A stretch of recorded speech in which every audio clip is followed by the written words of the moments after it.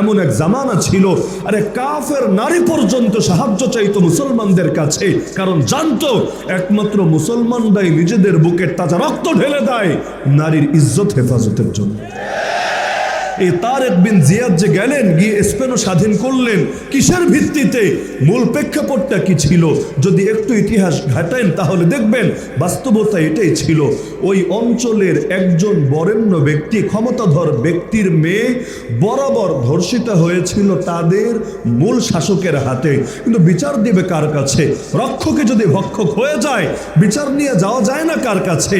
কারণ ফেরাউনের কাছে যদি হামানের বিরুদ্ধে বিচার নিয়ে যায়, বিচার কি আদৌ পাওয়া যাবে? এখন কি হবে? কিন্তু একদিকে লজ্জায় রাগে ক্ষোভে ফেটে পড়ছে, আরেকদিকে কিছুই করার নাই, জামানার বাদশা সে কি বা তার ক্ষতি করতে পারে। এবার তার মাথায় আসলো এই জালেম ধর্ষককে শিক্ষা দেওয়ার মতো জাতি থাকলে একমাত্র মুসলমানরাই আছে। অথচ মুসলমানরা তখন আফ্রিকায়, স্পেন হলো ইউরোপের অংশ, মাঝখানে বিশাল সমুদ্র, কিন্তু সমুদ্রের ওপার থেকে ঠিকই এই পারে সাহায্য চাইল। ওই এক সাহায্যের চিঠির ভিত্তিতে তারেক বিন জিয়াদকে পাঠিয়ে দেওয়া হলো। গেলেন, শুধু গিয়ে এক নারীর ইজ্জতের পক্ষে লড়াই চালালেন না, বরঞ্চ গোটা অঞ্চলেই ইসলামের ঝান্ডাকে সমুন্নত করে ফেললেন। আম্মুরিয়া থেকে এক নারীকে বন্দি করে নিয়ে গেল খ্রিস্টানরা, নিয়ে গিয়ে তার ইজ্জতহানি করতে লাগলো। সেই নারী ওই অবস্থায় চিৎকার করে ডেকে উঠলো, ওয়া মুতাসিমা, হায় জামানার খলিফা মুতাসিম, তুমি কোথায়? টিটকারি মারতে শুরু করলো। আরে তোর মুতাসিম রে এখানে বসে ডাকলে কি হবে? মুতাসিম কই আর তুই কই? এখানে ডেকে ডেকে গলাও যদি ফাটিয়ে ফেলিস, তোর ডাক কি আর মুসলমানদের খলিফার কানে গিয়ে পৌঁছাবে? খলিফা মানে কি দর্জি? মুসলমানদের আমিরুল মুমিনিন, ইমামুল মুসলিমিন। বাংলাদেশে শব্দ বললেও আবার ব্র্যাকেটে ব্যাখ্যা করে দেওয়া লাগে, কারণ কে যে কি বুঝে এইটাও মুশকিল হয়ে যায়। কারণ সব কিছুর ভিন্ন ভিন্ন ভার্সন আবিষ্কার হতে শুরু করেছে। এমনকি ছেলে আর মেয়ে এগুলোরও এখন আলাদা সংজ্ঞা দেওয়া লাগে, না হলে একটা নাকি আরেকটার মধ্যে যায় ঢুকে। বড় এক মুশকিল ব্যাপার। তো এখন জামানার খলিফাকে ডাকলো, টিটকারি মারছে, তোর খলিফা অমুক বিশেষ একটা প্রকারের ঘোড়ার নাম নিয়ে বলল, অমুক ঘোড়ার পিঠে চড়ে আসবে, এসে তোরে মুক্ত করবে।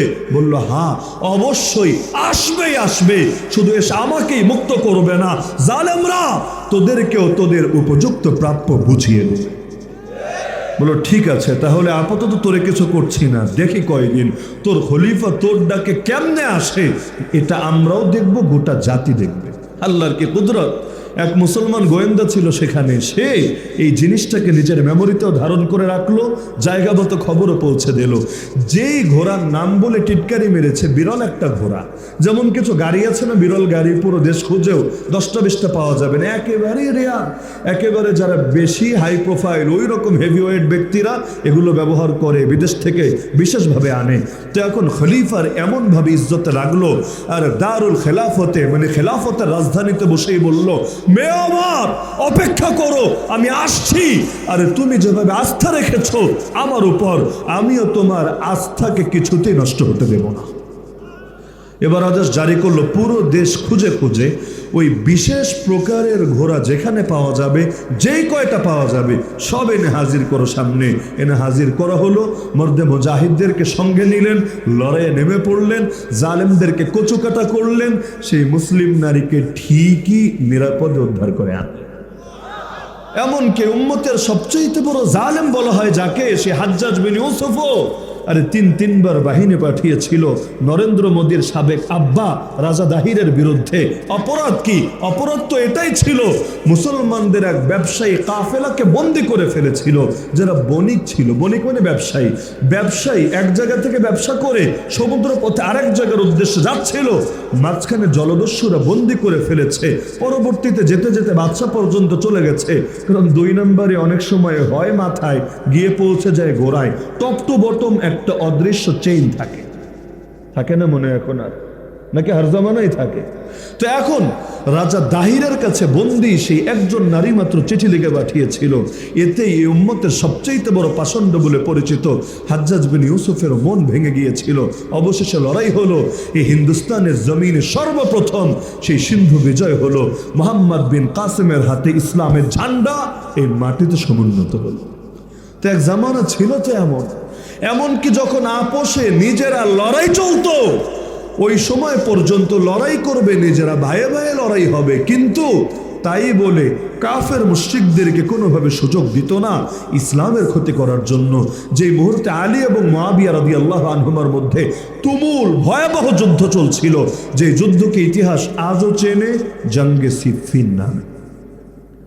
শুধু ইখতিলাফ না, হুজুরে হুজুরে ইখতিলাফ হয় না, ইলমি ইখতিলাফ না, ওই ইখতিলাফকে কেন্দ্র করে যুদ্ধ পর্যন্ত শুরু হয়ে গিয়েছিল। এখন তো ইখতিলাফ দেখলেই পাবলিক শুরু করে দেয় গালিগালাজ, হায় রে হুজুরে হুজুরে ভিন্ন মত, হুজুররা আগে এক হোক তারপর আমরা এক হব, এই টাইপের ডায়লগ মারে নাকি মারে না? আরে এক হওয়ার মানে কি আর বিভক্ত হওয়ার মানে কি আগে সেটা তো বুঝবা। এক হওয়ার মানে এটা না সবার গায়ের রং এক হয়ে যাবে, এক হওয়ার মানে এটা না সারা দুনিয়া সকলে এক ভাষায় কথা বলবে, এক হওয়ার মানে এটা না সকলের টাকা পয়সা সমান হয়ে যাবে, এক হওয়ার মানে এটা না সকলে নিজস্ব মাসআলা পরিহার করে তার নজরে যেটা ভুল ওটাও সে করতে শুরু করবে। বরং এক হওয়ার মানে হলো আরে আল্লাহর দ্বীনকে আল্লাহর জমিনে বিজয় করার জন্য, আল্লাহর এই জমিন থেকে সকল ধরনের জুলুম এবং জাহেলিয়াতকে উচ্ছেদ করার জন্য, মাজলুমের চোখের পানি মোছার জন্য, আরে শহীদ হয়ে যাওয়া প্রতিটা মসজিদকে পুনরায় আবাদ করার জন্য মুসলমান মৌলিক লক্ষ্য নিয়ে ময়দানে একত্রিত হয়ে যাবে।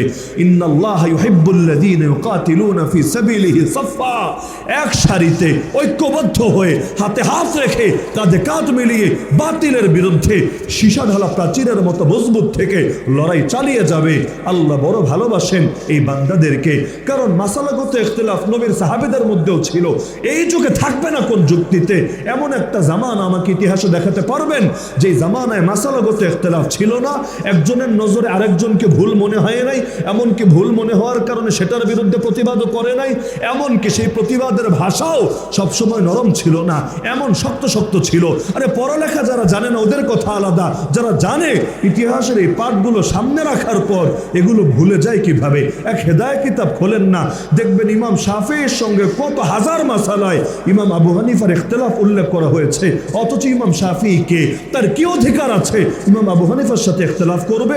ইমাম আবু হানিফার ছাত্র ইমাম আবু ইউসুফ, তার ছাত্র ইমাম মুহাম্মদ, তার ছাত্র ইমাম শাফিঈ, কত পরে, তার মানে চতুর্থ প্রজন্মের লোক হয়ে তার বিবেচনায় প্রথম প্রজন্মে যিনি তার বিরুদ্ধে কলম ধরবে, মাসালা বলবে, ফতোয়া দিবে, এই যুগ হলে তো বেয়াদব বলেই উড়ায় দিত একবারকে। এমনকি ইমাম মুহাম্মদ রহমতুল্লাহ আলাইহি তার উস্তাদ তো তিনজনই, এক বিবেচনা ইমাম আবু হানিফাও তার উস্তাদ, আরেক বিবেচনা ইমাম আবু ইউসুফও তার উস্তাদ, আরেক বিবেচনা ইমাম মালিক রহমতুল্লাহ আলাইহি চার মাযহাবের এক মাযহাবের ইমাম, তিনিও তার উস্তাদ। ইমাম দারুল হিজরা ইমাম মালিক রহমতুল্লাহ আলাইহি জগৎ বিখ্যাত হাদিসের কিতাব আছে, নাম হয়তো শোনারই কথা, মুয়াত্তা, নাম শোনেন নাই? এই মুয়াত্তা কিন্তু আমাদের দাওরায়ে হাদিস মাদ্রাসাগুলোতে যান দেখবেন মুয়াত্তার দুইটা কপি পড়ানো হয়, একটার নাম মুয়াত্তা মালিক আর একটার নাম মুয়াত্তা মুহাম্মদ। মুয়াত্তা মালিক মানে আর লেখক ইমাম মালিক, আর মুয়াত্তা মুহাম্মদ মানে আর লেখক ইমাম মুহাম্মদ। বিষয়টা এমন না, এর লেখকও ইমাম মালিক। তো লেখক যদি মালিকই হন তাহলে আবার ইমাম মুহাম্মদের নামে অ্যাড হলো কিভাবে? কারণ কিতাবটা লিখেছেন ইমাম মালিকই, কিন্তু ওই জামানায় কিতাব দুনিয়াতে ছড়াতো শাগরেদদের দ্বারা, শাগরেদরা অনুলিপি করতো, প্রেস তো আর এই সিস্টেমে ছিল না, এরা কলমে কলমে লিখে ফেলতো। লেখার পরে ধরেন আমি এক ছাত্র, এই ভাই এক ছাত্র, আমি গিয়ে আমার ছাত্রদের মাঝে প্রচার করলাম, উনি গিয়ে ওনার ছাত্রদের মাঝে প্রচার করলো, এভাবে যেতে যেতে যেতে দুই এলাকায় দুইটা ছড়িয়ে গেল। এখন দেখা যাচ্ছে আমার দ্বারা যারা জেনেছে তারা কিতাবটা আমার দিকে নিসবত করছে, ওনার দ্বারা যারা জেনেছে কিতাবটাকে ওনার দিকে নিসবত করেছে। তো যেই ইমাম মুহাম্মদ ইমাম মালিকের কিতাবকে সংকলন করে ছড়িয়ে দিয়েছে সারা দুনিয়াতে, যেটাই 1200 বছর পর আজও বাংলাদেশ বলেন, ভারত বলেন, পাকিস্তান বলেন, দুনিয়ার যেখানে যেখানে মাদ্রাসা আছে সেখানে মাওলানা বানানোর জন্য, আলেম বানানোর জন্য এই কিতাবের ক্লাস করানো হচ্ছে। একই ইমাম মুহাম্মদ তার উস্তাদের বিরুদ্ধে 2 খণ্ড, এই সাইজের 2 খণ্ড না, ইয়া মোটা মোটা সাইজের 2 খণ্ডের কিতাব লিখেছেন। আজ বাসায় গিয়ে নিজেই চেক দিয়েন, কিতাবের নাম কিতাবুল হুজ্জা আলা আহলিল মাদিনা। যেই কিতাবের মধ্যে ইমাম মালিকের সঙ্গে যত মাসআলা ইখতিলাফ একেবারে কড়া ভাষায় দলিল দিয়ে, প্রমাণ দিয়ে, যুক্তি দিয়ে, তর্ক দিয়ে প্রতিটা বিষয় স্পষ্ট করে তুলে ধরেছে। এমনকি কাছাকাছি সময়ে দেখেন রশিদ আহমদ গাঙ্গুহি রহমতুল্লাহ আলাই ফকিহুন নফস, যাকে আবু হানিফা সানিও বলা হয়, তার কাছে তার পীরের কিতাব এসেছে। পীরের চাইতে বেশি শ্রদ্ধা মানুষ কারে করে? ডাইরেক্ট পীর যে, ডাইরেক্ট শায়েখ যে, কিন্তু কিতাব এসেছে, কিতাবটা পেয়ে ছুঁড়ে ফেলেছে। সবাই অবাক। আরে শায়েখের কিতাব পেলে লোকে মাথার উপরে রাখে, এটাকে ছুঁড়ে ফেলে না। আবার ইমাম রশিদ আহমদ গাঙ্গুহি তিনি কোনো বেয়াদবও না যে উস্তাদের কিতাবকে এভাবে তাচ্ছিল্য করবেন। তাহলে ব্যাপার কি? স্পষ্ট বললেন, শোনো, শায়েখের কাছে বায়াত হয়েছি আত্মশুদ্ধির লাইনে, শরীয়তের লাইনে না। এতকাল পড়ালেখা করে আলেম হয়েছি। রব্বুল আলামিন কোরআন মাজিদের মধ্যে একাধিক জায়গায় বাস্তবতা জানিয়েছেন যে যারা আল্লাহকে রব বলে স্বীকার করে, একবার স্বীকার করেই শেষ না, বরং সারাটা জীবন যত কষ্টই হোক না কেন, যত বাধাই আসুক না কেন, এই আদর্শের উপর অটল থাকে, অবিচল থাকে। আল্লাহ বলে দিচ্ছেন, ফালা খাউফুন আলাইহিম ওয়ালা হুম ইয়াহজানুন, তাদের কোনো ভয় নাই, তারা দুঃখিত হবে না, না দুনিয়াতে আর না আখিরাতে। এমনকি খুশখবরি পাওয়ার জন্য সে কিয়ামত পর্যন্ত অপেক্ষা করা লাগবে না। তাতানাজ্জালু আলাইহিমুল মালাইকাতু আল্লা তাখাফু ওয়ালা তাহজানু, মরার আগেই রহমতের ফেরেশতারা এসে তাদেরকে খুশখবরি শোনাবে, তোমরা ভয় পেও না, দুঃখ করো না। ওয়া আবশিরু বিল জান্নাতিল্লাতী কুনতুম তুআদুন, তোমরা সেই জান্নাতের সুসংবাদ গ্রহণ করো যে জান্নাতের ওয়াদা তোমাদেরকে দেওয়া হয়েছে। তার মানে শুধুমাত্র কালেমা পড়লেই কাজ শেষ না, বরং সারাটা জীবন কালেমা নিয়ে চলা লাগবে। আর কালেমা নিয়ে যখন বান্দা চলতে চাইবে, তখনই মানুষ শয়তান আর জিন শয়তানরা তার পেছনে ষড়যন্ত্র করতেই থাকবে। আল্লাহ বলেন, ওয়াকাযালিকা জাআলনা লিকুল্লি নাবিয়্যিন আদুওয়াম মিনাল মুজরিমিন, এভাবেই আমি আল্লাহ প্রত্যেক নবীর জন্য অপরাধীদের মধ্য হতে দুশমন রেখেছি। বন্ধুও রাখি আমি, দুশমন রাখি আমি। বন্ধু রাখি যাতে বান্দা শুকরিয়া আদায় করে, শত্রু রাখি যাতে বান্দা সবর আর ইস্তেকামতের পরীক্ষায় পাশ করে। তবে যত বড় শত্রুই হোক না কেন, আয়াতের শেষাংশে বলছেন, ওয়াকাফা বিরাব্বিকা হাদিয়ান ওয়া নাসীরা, তোমার রবি যথেষ্ট পথ প্রদর্শক হিসাবে এবং সাহায্যকারী হিসাবে।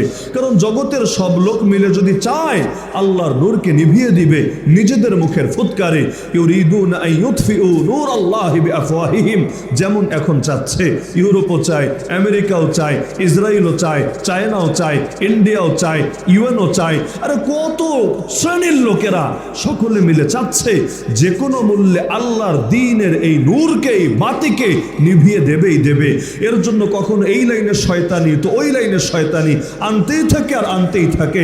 আরে আন্দোলন করতে করতে আপনারা ক্লান্ত হন, শয়তানি ঢুকাতে ঢুকাতে ওরা ক্লান্ত হয় না। এক আন্দোলন করে শেষ করতে না করতে দেখবেন আরেক নতুন ফিতনা এসে মাথাচাড়া দিয়েছে। 2-3 বছর থেকে হিসাবগুলো মিলান, আগ থেকে মিলালে আরো বেশি পাবেন। দেখেন ভাস্কর্য আন্দোলন শুরু করলেন, শেষ করতে না করতে হুজুররা চলে গেল জেলে। তখন ওই হুজুরদের বের করার আন্দোলন শুরু করলেন, এখনো পর্যন্ত সবাই বের করতে পারেন নাই, কিন্তু একে একে যারা নেতৃত্ব এসেছিলেন অধিকাংশই চলে গেলেন কবরে। অবশেষে এখনো সবর করে যারা বের হয় নাই, তারপর আলহামদুলিল্লাহ অনেকে বের হয়েছেন, কাজ করে যাচ্ছেন। এখন গত বছর বান্দর তত্ত্ব নিয়ে কত আন্দোলন করতে হলো, ফ্রান্স আল্লাহর নবীর সামনে বেয়াদবি করলো, এটা নিয়ে কত আন্দোলন এর আগে করা লাগলো। এরপর কাদিয়ানিরা পঞ্চগড় ইস্তেমার নামে যে কাহিনী ঘটালো, যেটাকে কেন্দ্র করে আমাদের কত ভাই শহীদ পর্যন্ত হয়ে গেল, এটা নিয়ে কত কিছু হয়ে গেল। তারপর এই দেশ আজান নিয়ে কটূক্তি হলো, সেটা নিয়ে আন্দোলন করতে গিয়ে আলেম ওলামাকে আবার লাঞ্ছিত হতে হলো। অবশেষে সেটারও সমাধান হলো। আবার দেখতে দেখতে শরীফার নামে সেই ট্রান্সজেন্ডার মতবাদ, আবার নবী সুলাইমান আলাইহিস সালামের ব্যঙ্গচিত্র, আরো কত লাইনে শয়তানি শুরু হয়ে গেল। ওইটার দফা করার আগে এখন কিনা আবার দেখা যাচ্ছে একজন নারী মুসলমান হয়েছে, কিন্তু তাকেও হেফাজত করা যাচ্ছে না। এই সংখ্যাগরিষ্ঠ মুসলমানের দেশে এমন এক জামানা ছিল, আরে কাফের নারী পর্যন্ত সাহায্য চাইতো মুসলমানদের কাছে, কারণ জানতো একমাত্র মুসলমানরাই নিজেদের বুকের তাজা রক্ত ঢেলে দেয় নারীর ইজ্জত হেফাজতের জন্য। এই তারেক বিন জিয়াদ যে গেলেন, গিয়ে স্পেনও স্বাধীন করলেন, কিসের ভিত্তিতে? মূল প্রেক্ষাপটটা কি ছিল? যদি একটু ইতিহাস ঘাটেন তাহলে দেখবেন বাস্তবতা এটাই ছিল। ওই অঞ্চলের একজন বরেণ্য ব্যক্তি, ক্ষমতাধর ব্যক্তির মেয়ে বরাবর ধর্ষিতা হয়েছিল তাদের মূল শাসকের হাতে। কিন্তু বিচার দিবে কার কাছে? রক্ষকে যদি ভক্ষক হয়ে যায়, বিচার নিয়ে যাওয়া যায় না কার কাছে? কারণ ফেরাউনের কাছে যদি হামানের বিরুদ্ধে বিচার নিয়ে যায়, বিচার কি আদৌ পাওয়া যাবে? এখন কি হবে? কিন্তু একদিকে লজ্জায় রাগে ক্ষোভে ফেটে পড়ছে, আরেকদিকে কিছুই করার নাই, জামানার বাদশা সে কি বা তার ক্ষতি করতে পারে। এবার তার মাথায় আসলো এই জালেম ধর্ষককে শিক্ষা দেওয়ার মতো জাতি থাকলে একমাত্র মুসলমানরাই আছে। অথচ মুসলমানরা তখন আফ্রিকায়, স্পেন হলো ইউরোপের অংশ, মাঝখানে বিশাল সমুদ্র, কিন্তু সমুদ্রের ওপার থেকে ঠিকই এই পারে সাহায্য চাইল। ওই এক সাহায্যের চিঠির ভিত্তিতে তারেক বিন জিয়াদকে পাঠিয়ে দেওয়া হলো। গেলেন, শুধু গিয়ে এক নারীর ইজ্জতের পক্ষে লড়াই চালালেন না, বরঞ্চ গোটা অঞ্চলেই ইসলামের ঝান্ডাকে সমুন্নত করে ফেললেন। আম্মুরিয়া থেকে এক নারীকে বন্দি করে নিয়ে গেল খ্রিস্টানরা, নিয়ে গিয়ে তার ইজ্জতহানি করতে লাগলো। সেই নারী ওই অবস্থায় চিৎকার করে ডেকে উঠলো, ওয়া মুতাসিমা, হায় জামানার খলিফা মুতাসিম, তুমি কোথায়? টিটকারি মারতে শুরু করলো। আরে তোর মুতাসিম রে এখানে বসে ডাকলে কি হবে? মুতাসিম কই আর তুই কই? এখানে ডেকে ডেকে গলাও যদি ফাটিয়ে ফেলিস, তোর ডাক কি আর মুসলমানদের খলিফার কানে গিয়ে পৌঁছাবে? খলিফা মানে কি দর্জি? মুসলমানদের আমিরুল মুমিনিন, ইমামুল মুসলিমিন। বাংলাদেশে শব্দ বললেও আবার ব্র্যাকেটে ব্যাখ্যা করে দেওয়া লাগে, কারণ কে যে কি বুঝে এইটাও মুশকিল হয়ে যায়। কারণ সব কিছুর ভিন্ন ভিন্ন ভার্সন আবিষ্কার হতে শুরু করেছে। এমনকি ছেলে আর মেয়ে এগুলোরও এখন আলাদা সংজ্ঞা দেওয়া লাগে, না হলে একটা নাকি আরেকটার মধ্যে যায় ঢুকে। বড় এক মুশকিল ব্যাপার। তো এখন জামানার খলিফাকে ডাকলো, টিটকারি মারছে, তোর খলিফা অমুক বিশেষ একটা প্রকারের ঘোড়ার নাম নিয়ে বলল, অমুক ঘোড়ার পিঠে চড়ে আসবে, এসে তোরে মুক্ত করবে। বলল, হ্যাঁ অবশ্যই আসবেই আসবে, শুধু এসে আমাকেই মুক্ত করবে না, জালেমরা তোদেরকেও তোদের উপযুক্ত প্রাপ্য বুঝিয়ে দেবে। বলো ঠিক আছে, তাহলে আপাতত তোরে কিছু করছি না, দেখি কয়দিন তোর খলিফা তোর ডাকে কেমনে আসে, এটা আমরাও দেখব, গোটা জাতি দেখবে। আল্লাহর কি কুদরত। এক মুসলমান গোয়েন্দা ছিল সেখানে, সে এই জিনিসটাকে নিজের মেমোরিতেও ধারণ করে রাখলো, জায়গা মতো খবরও পৌঁছে দিল। যেই ঘোড়ার নাম বলে টিটকারি মেরেছে, বিরল একটা ঘোড়া, যেমন কিছু গাড়ি আছে না বিরল গাড়ি, পুরো দেশ খুঁজেও 10টা-20টা পাওয়া যাবে না, একেবারেই রেয়ার। একেবারে যারা বেশি হাই প্রোফাইল, ওই রকম হেভিওয়েট ব্যক্তিরা এগুলো ব্যবহার করে, বিদেশ থেকে বিশেষভাবে আনে। তো এখন খলিফার এমনভাবে ইজ্জতে লাগলো, আর দারুল খেলাফতে মানে খেলাফতের রাজধানীতে বসেই বলল, মেয়ে আমার অপেক্ষা করো, আমি আসছি। আরে তুমি যেভাবে আস্থা রেখেছো আমার উপর, আমিও তোমার আস্থাকে কিছুতেই নষ্ট হতে দেব না। এবার আদেশ জারি করলো, পুরো দেশ খুঁজে খুঁজে ওই বিশেষ প্রকারের ঘোড়া যেখানে পাওয়া যাবে, যেই কয়টা পাওয়া যাবে সব এনে হাজির করো সামনে। এনে হাজির করা হলো, মর্দে মুজাহিদদেরকে সঙ্গে নিলেন, লড়াইয়ে নেমে পড়লেন, জালেমদেরকে কচুকাটা করলেন, সেই মুসলিম নারীকে ঠিকই নিরাপদে উদ্ধার করে আনলেন।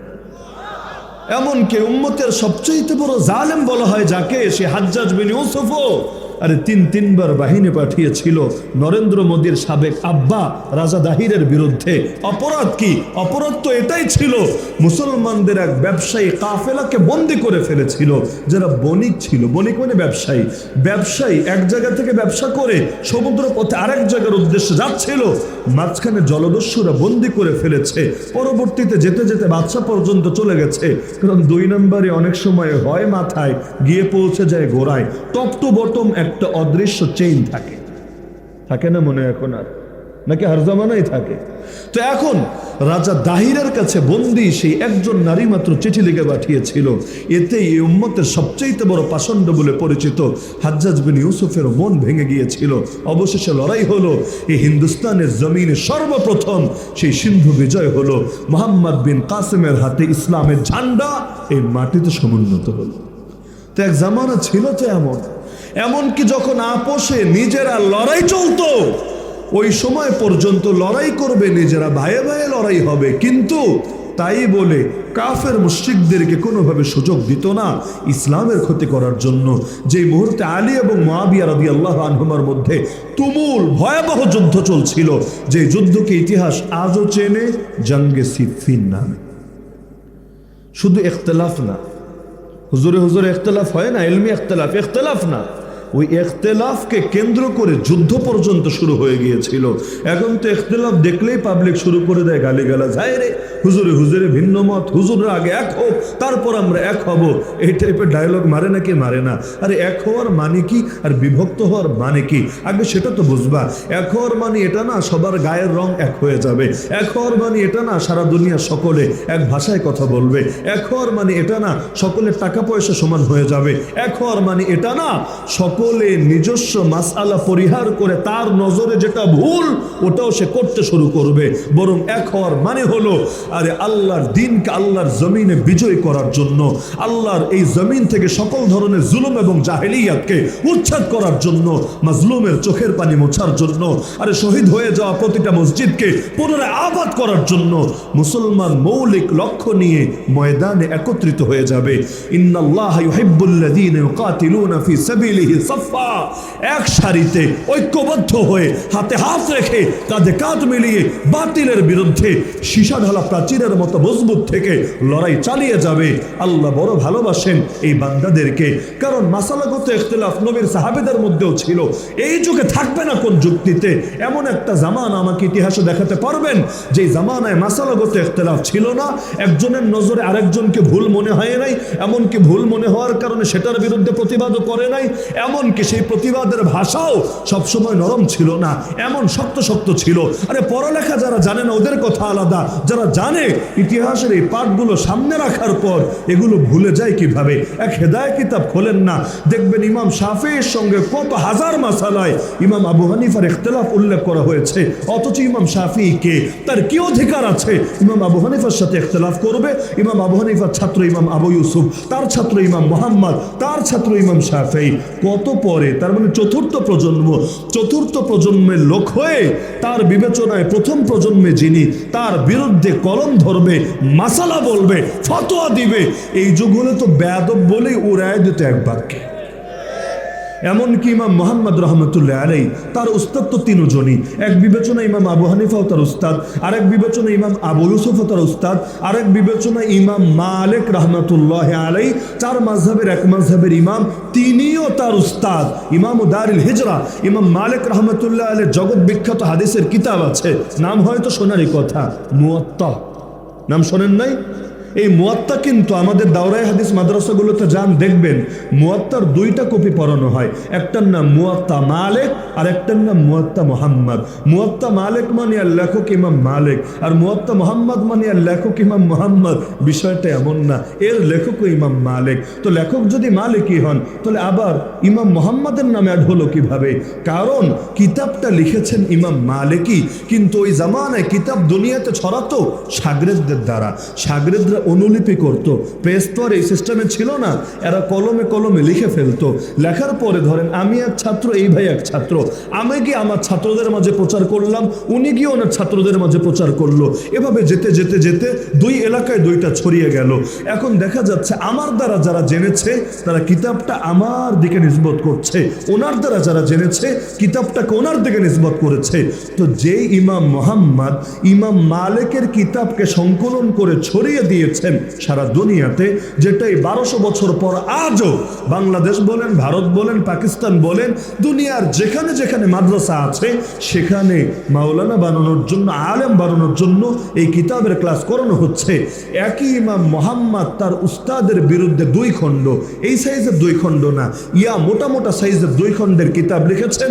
আজ বাসায় গিয়ে নিজেই চেক দিয়েন, কিতাবের নাম কিতাবুল হুজ্জা আলা আহলিল মাদিনা। যেই কিতাবের মধ্যে ইমাম মালিকের সঙ্গে যত মাসআলা ইখতিলাফ একেবারে কড়া ভাষায় দলিল দিয়ে, প্রমাণ দিয়ে, যুক্তি দিয়ে, তর্ক দিয়ে প্রতিটা বিষয় স্পষ্ট করে তুলে ধরেছে। এমনকি কাছাকাছি সময়ে দেখেন রশিদ আহমদ গঙ্গোহী রহমতুল্লাহ আলাইহি ফকিহুন নফস, যাকে আবু হানিফা সানিও বলা হয়, তার কাছে তার পীরের কিতাব এসেছে।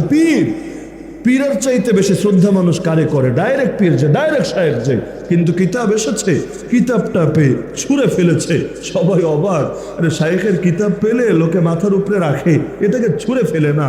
আবার ইমাম রশিদ আহমদ গাঙ্গুহি তিনি কোনো বেয়াদবও না যে উস্তাদের কিতাবকে এভাবে তাচ্ছিল্য করবেন, তাহলে ব্যাপার কি?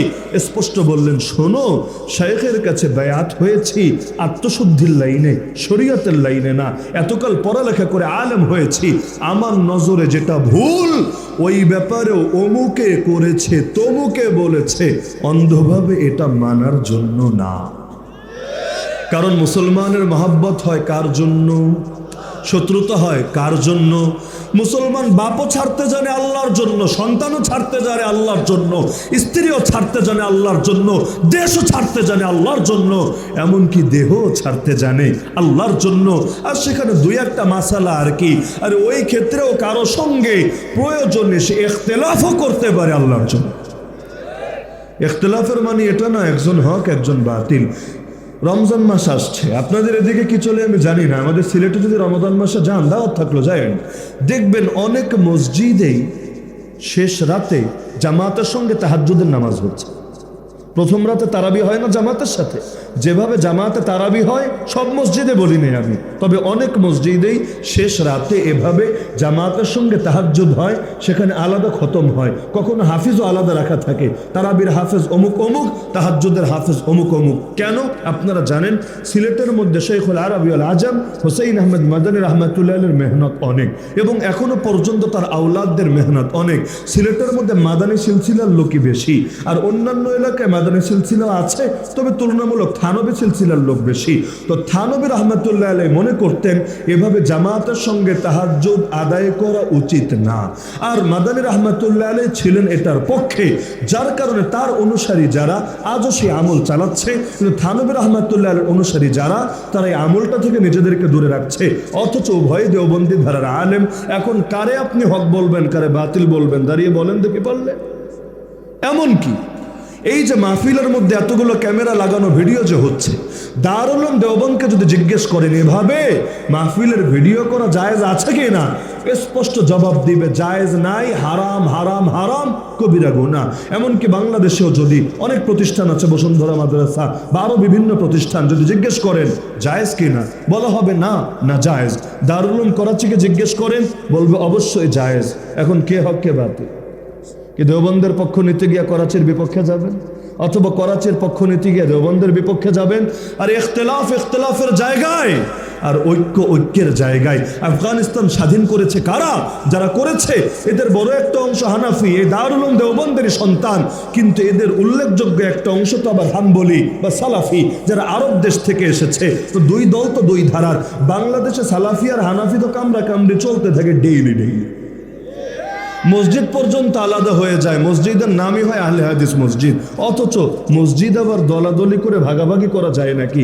সবচাইতে বেশি আমি পেরেশান হই চিটাগাং গেলে, চিটাগাং থেকে কক্সবাজার রোডে যদি কখনো সফর করো, বিশেষ করে পটিয়া মাদ্রাসার আগে বা পরে যে রোডটা আছে যেটা দিয়ে কক্সবাজার যেতে হয়, আপনারা গেলে কখনো খেয়াল দিয়ে না ঘুমায়া, বাসে উঠলে তো অনেকে খুব সুখের ঘুম ঘুমায়, একটু ওই টাইপ না ঘুমায় খেয়াল দিয়েন, দেখবেন রাস্তার ডাইনে একটা মসজিদ, হুবহু বরাবর বামে আর একটা মসজিদ, অথবা একই পাশে একটা মসজিদ, আরে পুরো প্যান্ডেলও শেষ পর্যন্ত যাওয়া লাগবে না, মাঝামাঝি বা একটু পরে গেলে আরেকটা মসজিদ।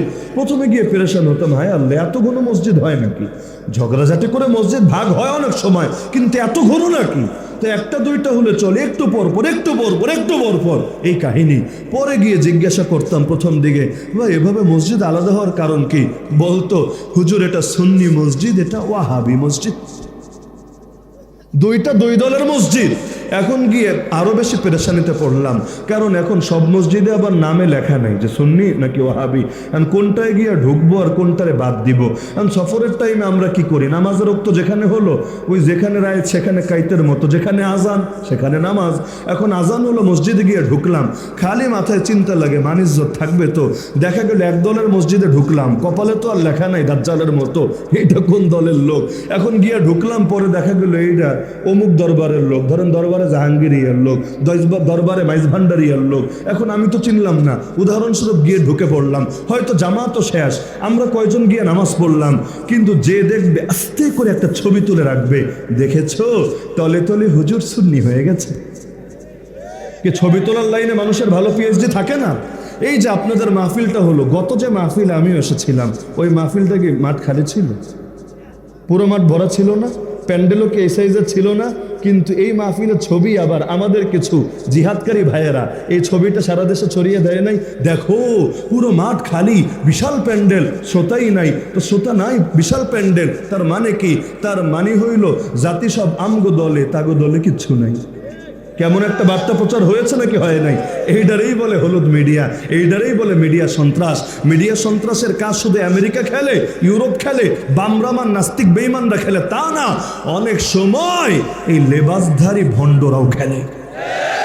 না হলে হকের মোকাবেলা হক দিয়ে করতে হয়, ইলমের মোকাবেলা ইলম দিয়ে করতে হয়। সব কিছুর মোকাবেলা সব জিনিস দিয়ে করা যায় না। আরে আল্লাহ নবী ইব্রাহিম আলাইহিস সালাম নমরুদের মোকাবেলা প্রথম ধাপে দলিল দিয়ে, যুক্তি দিয়ে, প্রমাণ দিয়ে, তর্ক দিয়ে করেছেন। প্রথম ধাপেই লড়াইয়ে নেমে পড়েন নাই, কারণ প্রতিটা জিনিসের একটা সিস্টেম আছে। সিস্টেম বাই সিস্টেম যদি আগায়, স্থানকাল পাত্রের দাবি যদি রক্ষা করে, তবে সেটাকেই কোরআনের ভাষায় হেকমত বলে। হেকমত মানে কি?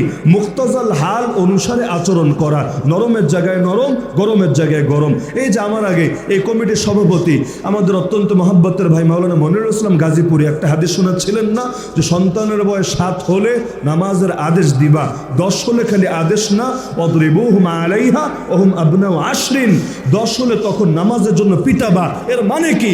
যখন বয়স 10 হয় নাই তখন নামাজের জন্য পিটানো হেকমত না, আর যখন বয়স 10 হলো তখন নামাজের জন্য পিটানোটাই হেকমত। হেকমত মানে কি? যেখানে যা দরকার সেখানে তা দেওয়ার নামই হেকমত। কোনো একটা অঙ্গ পচে গেছে, ওটাকে শুধু ঘষে দেওয়া, ডলে দেওয়া, থেরাপি দেওয়া, টিপে দেওয়া, অথবা একটা বড়ি খাওয়ায় দেওয়া, এইটার নাম হেকমত না। বরং যেখানে বড়ি দরকার সেখানে বড়ি, যেখানে ইনজেকশন দরকার সেখানে ইনজেকশন, যেখানে থেরাপি দরকার সেখানে থেরাপি, আর যেখানে অপারেশন করে কেটে ফেলা দরকার সেখানে অপারেশন করে কেটে ফেলা, এর নামই হেকমত। এক জিনিস দেখলেই নাম এক লাগাতে হয় না রে ভাই। ইসরায়েলের জায়নিস্টদের হাতেও ক্লাশিনকভ আছে, আবার হামাসের আমাদের মুজাহিদ ভাইদের হাতেও AK-47 আছে। এখন অস্ত্র তো দুটোই অস্ত্র, দুই অস্ত্র কি এক অস্ত্র নাকি? আল্লাহর কসম, এই ইসরায়েলের জায়নিস্টদের হাতে যে অস্ত্র, ওই অস্ত্র জঙ্গিবাদের অস্ত্র, সন্ত্রাসের অস্ত্র, টেররিজমের অস্ত্র। আর মর্দে মুজাহিদিনের হাতে যে অস্ত্র, সেটাই জিহাদের অস্ত্র, রহমতের অস্ত্র। অস্ত্র তো নবীর হাতেও, অস্ত্র তো আবু জাহেলের হাতেও, কিন্তু দুটোকে এক ক্যাটাগরিতে যদি কেউ মাপে, আর ইমানদার বলতে হবে না বেঈমান বলতে হবে। জিহাদ শব্দ শুনলেই যারা জঙ্গিবাদ কানে শোনে, আপনি বলবেন হাইয়া আলাল জিহাদ, সাবিলুনা সাবিলুনা আল জিহাদ আল জিহাদ। এমন কিছু রোগী আছে যাদের কানে গুনাহের ময়লা জমতে জমতে জমতে সব কিছুই ভুলভাল শোনে। এখন আপনি বলবেন সাবিলুনা আল জিহাদ, ও শুনবে সাবিলুনা আল জঙ্গিবাদ। বলবে কি রে জঙ্গিবাদ বললো কে? বলবে বলার আগে না, ওই একই জিনিস, যেই লাউ সেই কদু।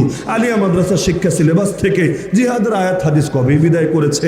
9-এর আলিয়া মাদ্রাসার বই থেকে গত বছর একটা অধ্যায় ছিল জিহাদ নামে, যে জিহাদের মধ্যে ব্যাখ্যা কি দিয়েছে বাদই দিলাম। এর মধ্যে নফসের ঢিসুম ঢিসুম থেকে শুরু করে অনেক রকম ক্যাটাগরি ভাগ করা আছে, কিন্তু এই বছর এসে ওইটাও রাখে নাই, ওইটারে বিদায় করে এই বছর ভিন্ন একটা অধ্যায়, সেটা হলো অন্যের মতের প্রতি শ্রদ্ধাশীল হওয়া। জিহাদবাদ, জিহাদের জায়গায় অন্যের মতের প্রতি শ্রদ্ধাশীল হওয়া এই অধ্যায় ঢুকিয়েছে। তার মানে কাদিয়ানের প্রতি শ্রদ্ধাশীল হও, বিকুল, এত মারামারি কইরো না, আন্দোলন কইরো না, ঠান্ডা মাথায় কাজ করো, শীতল মস্তিষ্কের অধিকারী হও, হিজবুত তৌহিদের বিপক্ষে খেপো না। নাস্তিক, বামরাম, কাদিয়ানি, আরে মতই তো দিচ্ছে, মতের বিরুদ্ধে এত রাগারাগি দেখায়ও না। এই পরমত সহিষ্ণুতা এই বছর ঢুকিয়েছে। তো হেকমত মানে কি? হেকমত মানেই দিন, হেকমত মানেই শরীয়ত। যেটাই ইসলামের বিধান সেটাই হেকমত। ইসলামের বিধান বলবে একটা, আর হেকমত হবে আর একটা। এটা কোশ্চিনকালেও হবে না, হতে পারে। আল্লাহর কোরআনের কথা গোপন করার নাম হেকমত? আরে বলেন না। জীবনে সবসময় খালি মিষ্টি মিষ্টি নরম নরম কথা বলার নাম হেকমত?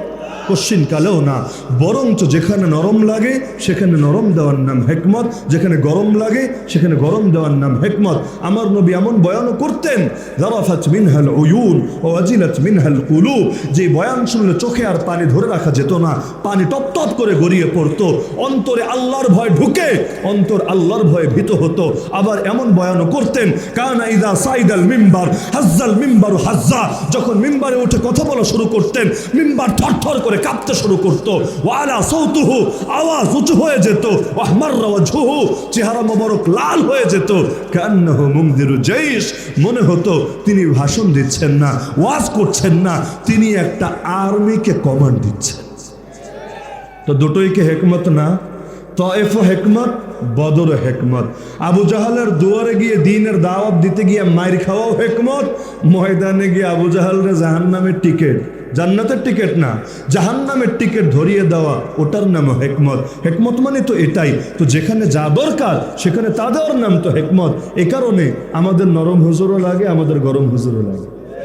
নরম হুজুর লাগে যাতে মুমিনদের অন্তরে আল্লাহর ভয় ঢোকে, পাপ যাতে ছাড়তে পারে, তারাও যে মরবে রবের সামনে দাঁড়াবে, এই চেতনা যাতে জাগ্রত থাকে। কারণ মুমিনদের হালতে এমন, ইন্নামাল মুমিনুন আল্লাযীনা ইযা যুকিরাল্লাহু ওয়াজিলাত কুলুবুহুম, তাদের সামনে আল্লাহর কথা আলোচনা হলে ভয় ঢোকে। আর গরম হুজুরও লাগবে যাতে করে বাতিল চোখ রাঙিয়ে তাকানো সাহস না করে আমাদের দিকে।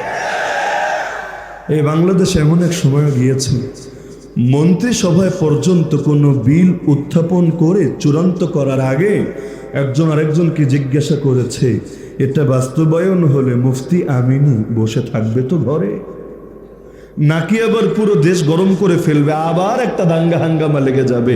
এই গতকাল সিলেটে এমন একটা পরিবেশ তৈরি হয়েছে, সকলে প্রিন্সিপাল রহমাতুল্লাহ আলাই আমাদের সিলেটের সিংহ পুরুষকে স্মরণ করেছে। আজকে যদি প্রিন্সিপাল থাকতো ইসলামের এই বেইজ্জতি হতো না। কোন প্রসঙ্গে সেটা আমি নাই বলি, যে এই রকম একটা মসজিদের শহর, মাদ্রাসা শহরে প্রকাশ্যে আরেক ধর্মের লোকের এভাবে মাদ্রাসার ছাত্ররা পরীক্ষা দিচ্ছে, আরে কেউ মসজিদে ইবাদত বন্দেগী করছে, কিন্তু এভাবে উচ্চ মাত্রায় গান বাজিয়ে বাদ্যযন্ত্র বাজিয়ে সকলের ইবাদত নষ্ট করবে, মসজিদে নামাজ আদায়কারী নামাজে বিঘ্ন ঘটাবে। আরে মাদ্রাসার মধ্যে যারা কোরআন পড়ছে কোরআন তেলাওয়াত বন্ধ করতে বাধ্য হবে। মাদ্রাসার দেয়ালগুলো পর্যন্ত বিটের আওয়াজে থরথর করে কাঁপতে শুরু করেছে। সকলে এখানে আফসোস করেছে, হায় আজকে যদি এক প্রিন্সিপাল থাকতো দৃশ্যটাই হয়তো ভিন্ন কিছু হতো। আমরাও যেমন এখন আফসোস করি, শরীফ শরীফা থেকে শুরু করে যত নষ্টামি ঢুকলো, হায় আজকে যদি আমাদের সিংহ ইবনে সিংহ মাঠে থাকতো দৃশ্যটা হয়তো আরেকটু ভিন্ন কিছু হতো।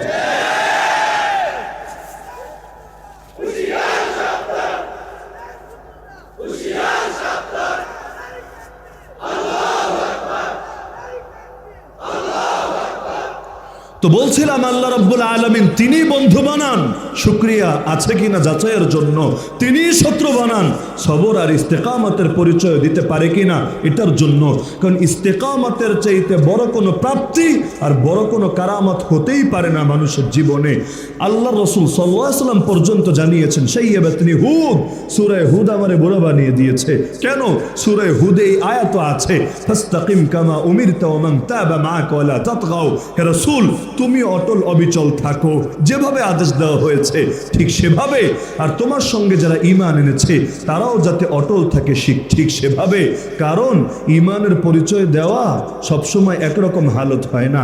কালেমা পড়া সহজ, কিন্তু জীবনের হার হালতে ঈমান ধরে রাখা বড়ই কঠিন। দেখেন না আমাদের কত সেকুলার নেতারা যখন রাজনীতি করে তখন আর মনে থাকে না আমি মুসলমান, যখন অর্থনীতি পরিচালনা করে তখন আর মনে থাকে না আমি মুসলমান। আরে কাউকে যদি জিজ্ঞাসা করা হয় তুমি আগে বাঙালি না আগে মুসলমান, কি জবাব হবে আপনাদের? একসাথে দুইটা না, বরঞ্চ আগে কি? আরে এই দ্বন্দ্ব বড় কঠিন দ্বন্দ্ব। আগে বাঙালিত্বকে হাইলাইট করে ধর্মকে ছাড়তে পর্যন্ত বাধ্য করে অনেক ক্ষেত্রে। তোমার নজরে এটা হারাম, তাতে কি, তাও তোমাকে এটা করতে হবে, কারণ বাঙালির হাজার বছর ঐতিহ্য এটা। না, মুসলমানের সবচাইতে বড় পরিচয় সে মুসলমান। ওয়াকালা ইন্নানি মিনাল মুসলিমিন, আমার আল্লাহ জানিয়েছেন এটা।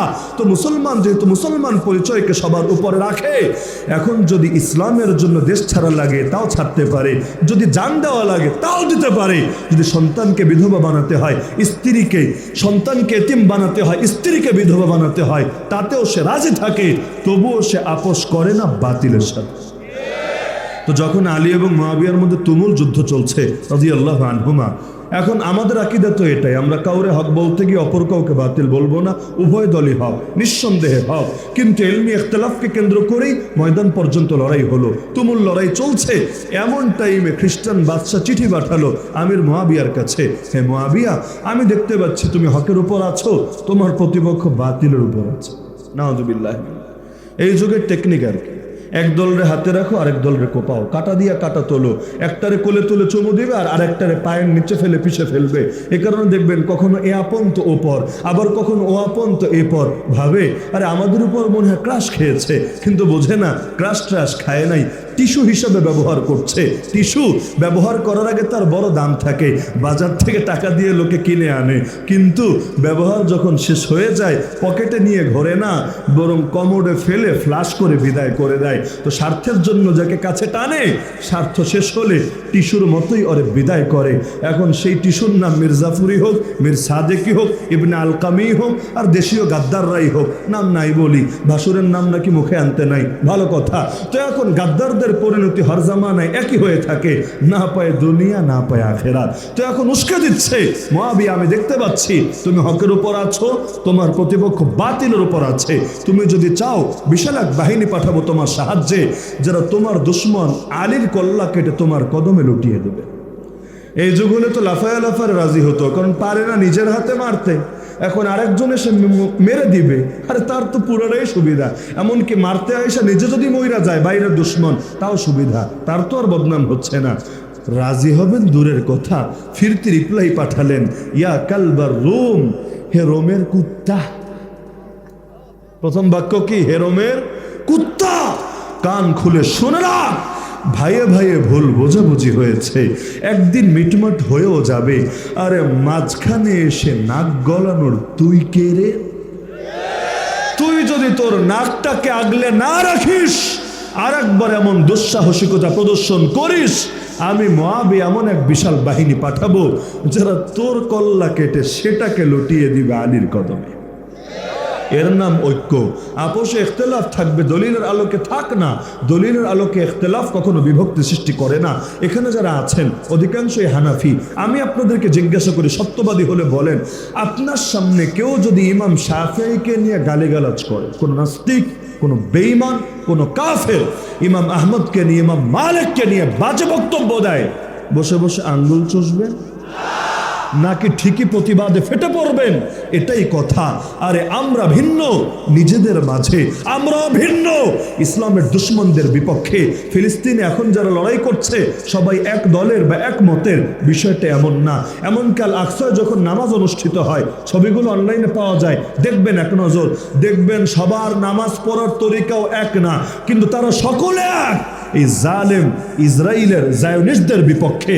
আমাদের আদর্শ এটা। আরে আমরা আপোষে ভিন্নতা থাকতে পারে, ঘরের বিষয়, ভাইয়ে ভাইয়ে, জামাই বউতে, সন্তানে সন্তানে মনোমালিন্য হতেই পারে, কিন্তু পরকে কখনো সুযোগ দেব না ঘরের কোনো বিষয়তে না গলানোর মাঝে। এই হিন্দুস্তানে কত দল, তাতে কি? আরে বাবরি মসজিদ রক্ষায় যেদিন জিহাদে মুসলমানদেরকে নামতে হবে, ইনশাআল্লাহ কেউ পিছিয়ে থাকবে না। আরে যে অঞ্চলের হোক, যে মাসলাকের হোক, যে মানহাজের হোক, যে মাশরাবের হোক, যে সার্কেলের হোক, প্রয়োজনে কাফনের কাপড় গায়ে দিয়ে, শাহাদাতের তামান্না বুকে নিয়ে সেই বাবরি মসজিদ রক্ষায় নেমে এই তথাকথিত রাম মন্দিরের প্রতিটা ইট খুলে না নেবে যতদিন, ততদিন পর্যন্ত এই লড়াই কিছুতেই থামাবে না, বরং এর জন্য জান দেওয়া লাগলে জান দেবে। কিন্তু বাতিলের সামনে নিজেদেরকে নত করার প্রশ্নই আসে না।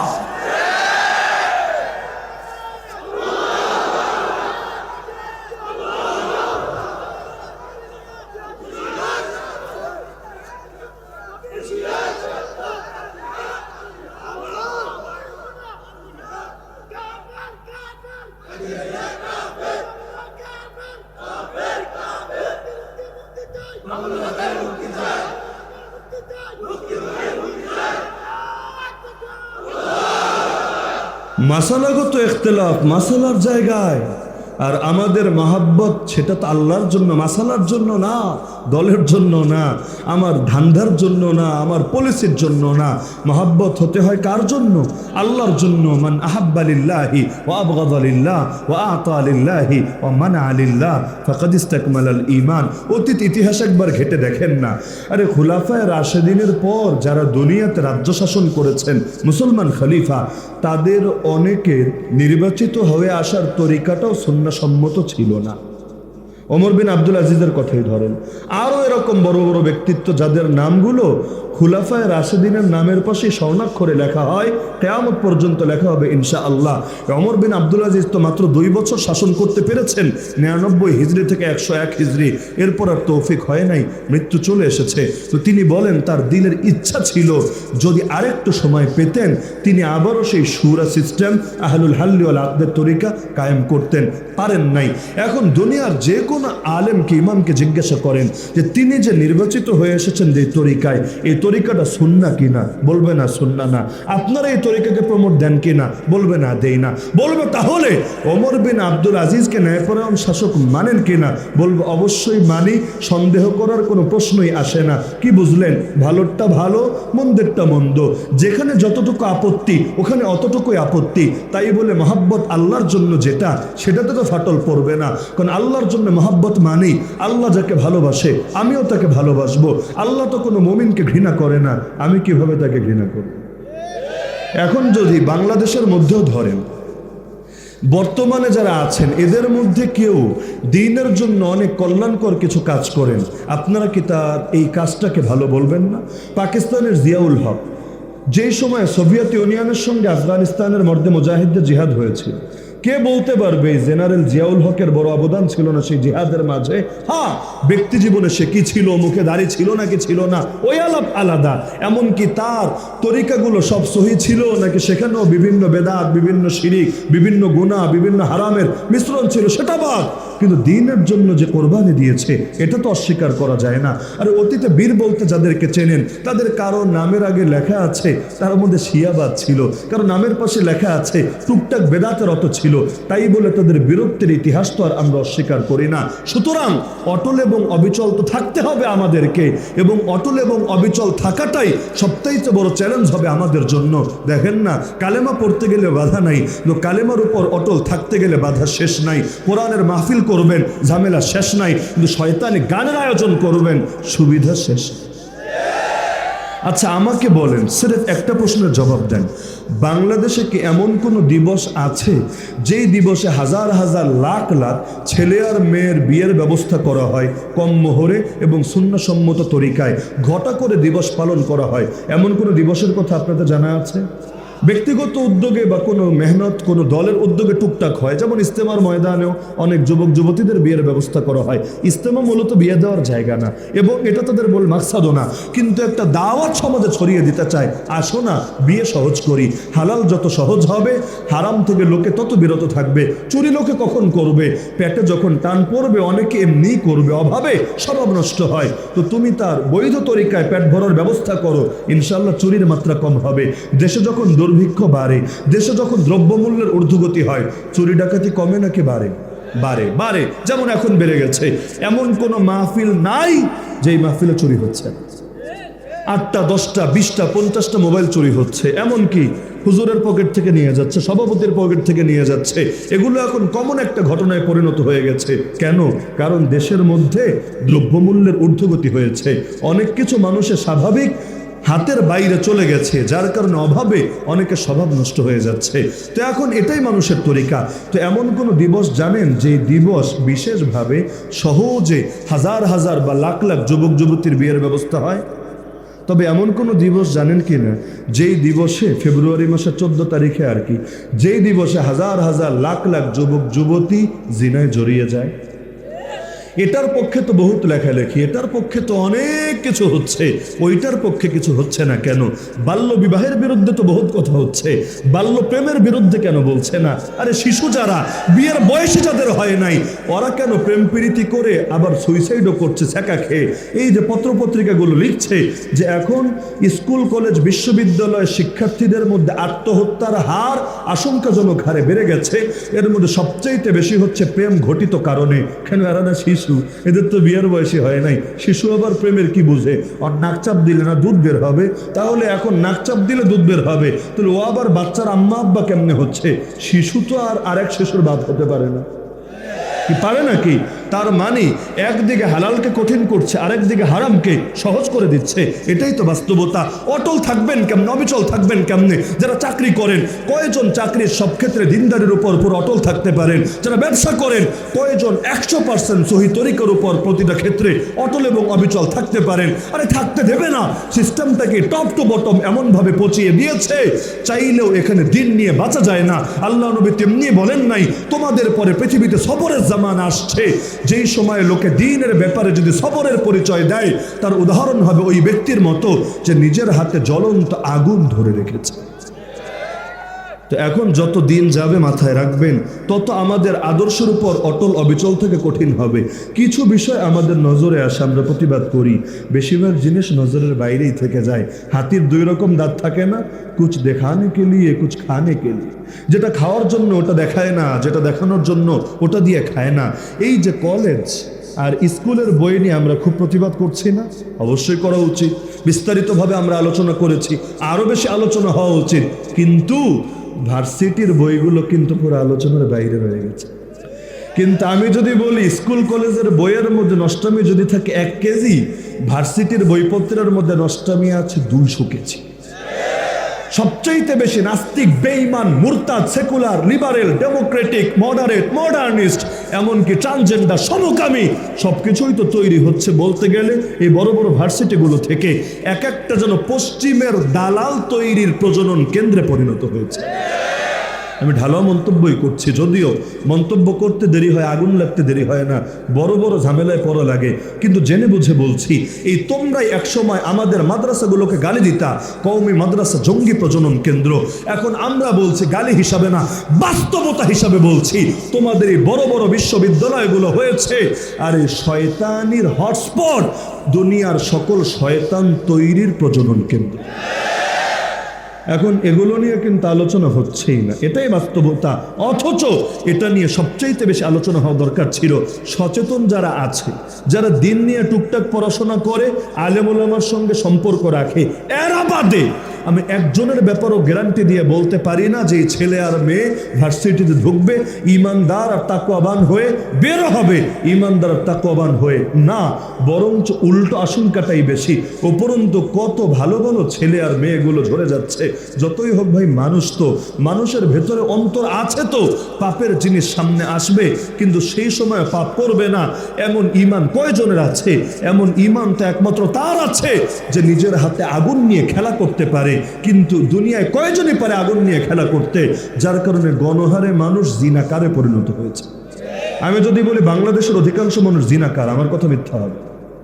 সেটা লজ্জাস্থানের জিনা হোক, চোখের জিনা হোক, কানের জিনা হোক, জবানের জিনা হোক, কিন্তু অধিকাংশ মানুষ জিনাকার। এমন মানুষ কম যারা কোনো লাইনেই জিনা করে না।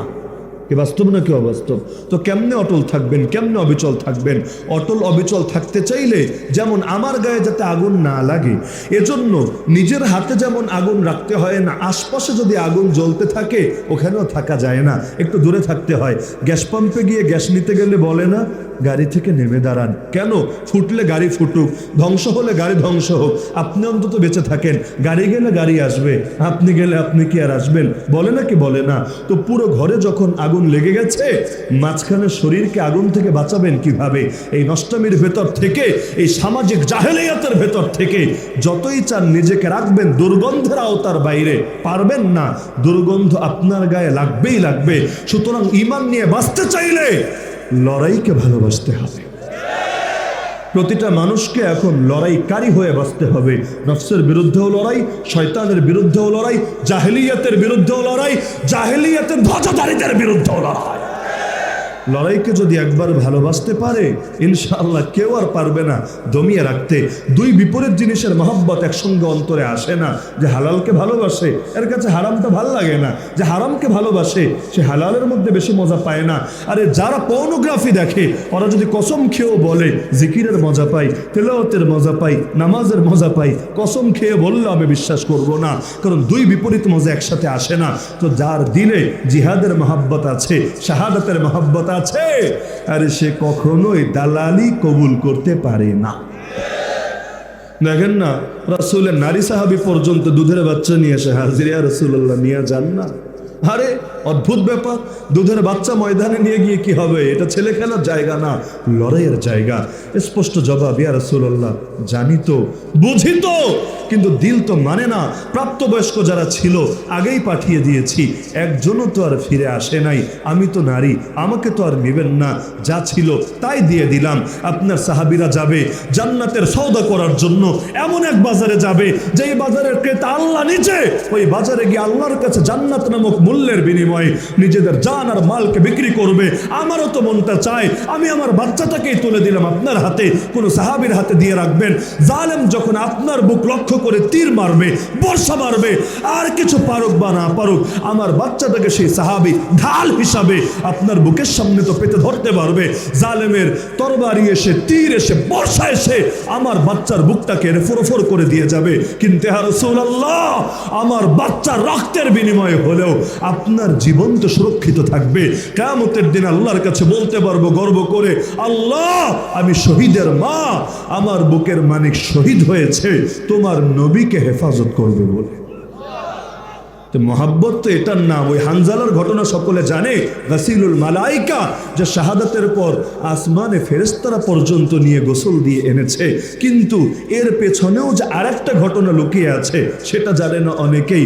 তো বিশুদ্ধ বর্ণনায় আছে, হানজালা রাদিয়াল্লাহু তাআলা আনহু যেদিন উহুদের ময়দানে শহীদ হন 3য় হিজরিতে, ওই দিন ফজরের নামাজও তিনি তো পড়েছিলেন আল্লাহর রাসূলের সঙ্গে গিয়ে মদিনার মসজিদে।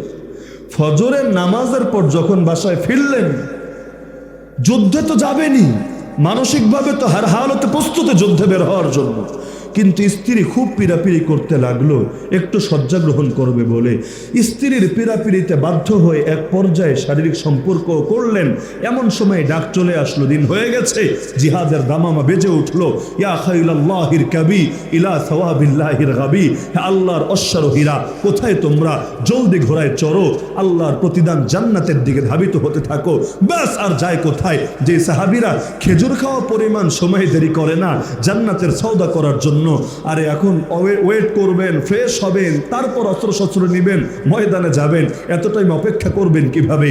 আর কি যে অনুভব করতে থাকেন তখন। আরে দেখেন না, এক সাহাবী সামনে থেকে আরেকজনকে বলছে, আরে জলদি সরো আমার সামনে থেকে, আমি তো উহুদ পাহাড়ের পেছন থেকে জান্নাতের সুঘ্রাণ পাচ্ছি। জান্নাতের সুঘ্রাণ যে পায় সেই ফিতনার দুনিয়ায় পড়ে থাকে কিভাবে? তো এখন তিনি বের হয়ে গেলেন ময়দানে। এদিকে স্ত্রী তার গোত্রের 4 জনকে লোক মারফত খবর জানিয়ে রাখলেন হানজালার উপর গোসল ফরজ হয়ে আছে। 4 জনকে সাক্ষী বানিয়ে রাখলেন। তো যখন পরবর্তীতে শহীদ হলেন, নবীও জানালেন যে আসমানে ফেরেশতারা তুলে নিয়ে হানজালাকে গোসল দিয়ে এনেছে। এরপর অনেকেরই কৌতূহল হলো যে স্ত্রী এটা পাবলিকলি 4 জনকে সাক্ষী রাখার কারণটা কি? কোন না কোন রহস্য তো এর মাঝে আছে। তাকে গিয়ে জিজ্ঞাসা করলো, আপনি 4 জনকে সাক্ষী রেখেছিলেন কেন? তার মানে আপনি কি আগ থেকে টের পেয়েছিলেন যে হানজালা আর ফিরবে না, বরং হানজালা শহীদ হয়ে যাবে, তাকে যাতে গোসলটা দিয়ে দেয়। যদিও গোসল আর কারো দেওয়া লাগে নাই, ফেরেশতারাই দিয়ে এনেছে, কিন্তু আপনি আগ থেকে এমন কিছুকে আলামত দেখে বুঝতে পেরেছিলেন যে হানজালা আজকেই শেষ দেখা, আর মিলন হবে পুনরায় জান্নাতে। বলল, হ্যাঁ আমি বুঝতে পেরেছিলাম। কিভাবে? তাহলে বুঝতে পারলে ফিরালেন না কেন? আরে ফিরাবো কেন? যে জান্নাতের বাজারে সওদা করতে যায় তাকে তো এগিয়ে দিতে হয়, ফিরাতে নয়। আরে আমি বুঝেছিলাম, রাতে যখন ঘুমাচ্ছিলাম স্বপ্নে দেখলাম আমার চোখের সামনে জান্নাতের দরজা খুলে গেছে। সেই দরজা দিয়ে আমার হানজালা এই আসমানের ভেতরে প্রবেশ করেছে। আসমানের দরজাও খুললো, হানজালাও গিয়ে প্রবেশ করলো। প্রবেশ করা মাত্র সুম্মা উতবিকাত, এরপর আবার সেটা রুদ্ধ হয়ে গেল, এখন আবার দেখা গেল দরজা লাগানোই আছে। এই স্বপ্ন দেখে ঘুম ভেঙেই আমি টের পেয়েছি আজ জিহাদের ময়দানে শাহাদাতের ডাক আসবে, আমার হানজালা আর ফিরবে না, রবের ডাকে সারা দিয়ে জান্নাতের সবুজ পাখি হবে। তাই আগেই লোকমার ফুট জানিয়ে রেখেছি, কবরে রাখার আগে যাতে অপূর্ণ কাজটা পরিপূর্ণ করে দেয়, তাকে যাতে জানাবাতের শেষ গোসলটা দিয়ে দেয়। তাদের জন্য এগুলো ছিল গর্বের বিষয়। আতিকা রাদিয়াল্লাহু আনহা নামটা মনে রাখতে পারেন, জীবনে কাজে আসবে ইনশাআল্লাহ। যার বাবার নাম যায়েদ বিন আমর বিন নুফাইল, তো পুরো নাম বললে আতিকা বিনতে যায়েদ বিন আমর বিন নুফাইল। এই যায়েদ বিন আমর বিন নুফাইল হলো সেই লোক আল্লাহ নবী হয়ে প্রেরিত হওয়ার 5 বছর আগে যে দুনিয়া থেকে ইন্তেকাল করেছে। কিন্তু আল্লাহ নবী তার ব্যাপারে বলেছেন, যায়েদ কিয়ামতের ময়দানে রবের সামনে হাজির হবে একাই এক উম্মত হয়ে। কেন? কারণ যদিও কালেমা পড়ে যেতে পারে নাই নবীর নামে, কিন্তু জীবনে শিরিক করে নাই, তাওহীদের উপর প্রতিষ্ঠিত ছিল, মিল্লাত ইব্রাহিম নবীর আদর্শ নিয়ে দুনিয়া থেকে শেষ নিঃশ্বাস ত্যাগ করেছিল। এমনকি তার পুত্রকে আল্লাহ এমন কপালওয়ালা বানিয়েছেন। আপনারা জানেন জান্নাতের সুসংবাদ প্রাপ্ত 10 জন সাহাবী আছে, যাদের একজনের নাম সাঈদ বিন যায়েদ রাদিয়াল্লাহু আন। দুনিয়াতে বসে জান্নাতের খুশখবরি পেয়েছেন। সেই সাঈদ বিন যায়েদের আপন বোন, মানে যায়েদ বিন আমর বিন নুফাইলের কন্যা আতিকা রাদিয়াল্লাহু আনহা, যিনি আবার আমিরুল মুমিনিন ওমর রাদিয়াল্লাহু আনহুর আপন চাচাতো বোন। কি প্রসঙ্গে বলতে চাচ্ছি, এটাই মূল পয়েন্টটা খেয়াল করেন। রাত গভীর হয়েছে, 12টার মধ্যে শেষ করার কথা, 12টার আগেই শেষ করার চেষ্টা করবো ইনশাআল্লাহ। তো এখন তিনি ছিলেন তার সময়ের সবচেয়ে রূপসীদের একজন। শুধু রূপেই এগিয়ে না, কাব্য প্রতিভাও তার ছিল অতুলনীয়। তার মানের কবি আরবে খুঁজে পাওয়া দায় ছিল। শুধু তাই না, ইবাদত বন্দেগীতেও তিনি ছিলেন তার সময়ের অন্যতম একজন ইবাদত গুজার। তার প্রথম বিয়ে হয়েছিল আব্দুল্লাহ বিন আবি বকর সিদ্দিক রাদিয়াল্লাহু আনহুর সাথে। 12টার কথা শুনে অনেকে হয়তো ভাবছে 12টার পর গেলে তো জীবনের লস হবে, 12টার আগে চলে গেলেই মনে হয় ভালো। ঠিক হয়। ওয়া আখিরু দাওয়ানা আনিল হামদুলিল্লাহি রাব্বিল আলামিন।